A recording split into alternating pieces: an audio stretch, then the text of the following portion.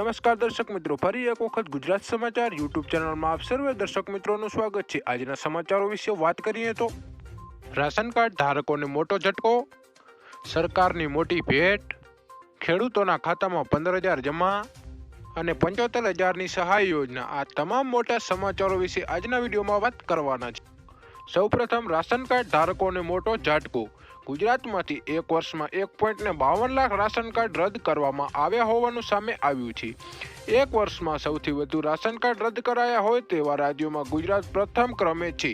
આ અંગે અન્ન પુરવઠા વિભાગ પાસેથી પ્રાપ્ત માહિતી અનુસાર ગુજરાતમાંથી 2021માં 2,19,151 અને 2022માં 1,52,603 એમ 2 વર્ષમાં કુલ 3,71,754 રાશન કાર્ડ રદ થયેલા છે। નિયમ અનુસાર જો કોઈ ધારક પાસે પોતાની આવકની ખોટી માહિતી આપી હોય તો તેવા રાશન કાર્ડ રદ કરવામાં આવતા હોય છે। ત્યારબાદ સરકારની મોટી ભેટ। ગુજરાતમાં ₹450માં મળશે ગેસ સિલિન્ડર। ગુજરાત રાજ્યના લોકો માટે સારા સમાચાર સામે આવી રહ્યા છે। ગુજરાતના લોકોને ₹450માં ગેસ સિલિન્ડર મળશે। બીપીએલ રાશન કાર્ડ હવે ₹450માં સિલિન્ડર મળશે। જોકે તેની જાહેરાત આગામી ફેબ્રુઆરી મહિનામાં રજૂ થનાર બજેટમાં કરવામાં આવશે। ગુજરાતમાં અત્યારે ગેસ સિલિન્ડર ₹950ની આસપાસ લોકોને મળી રહ્યા છે। તે ઉપરાંત ખેડૂતોના ખાતામાં 15,000 જમા। કેન્દ્ર સરકાર ખેડૂત કારીગરો અને શ્રમિકોને પ્રોત્સાહન આપવા માટે તૈયાર છે। પીએમ વિશ્વકર્મા યોજનાની શરૂઆત 17 સપ્ટેમ્બર 2023થી શરૂ કરવામાં આવી છે।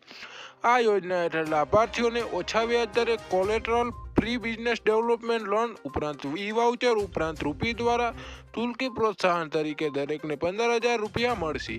આ યોજના બિઝનેસ શરૂ કરવા અને તેને વધારવા પ્રથમ તબક્કામાં 1 લાખની લોન આપે છે।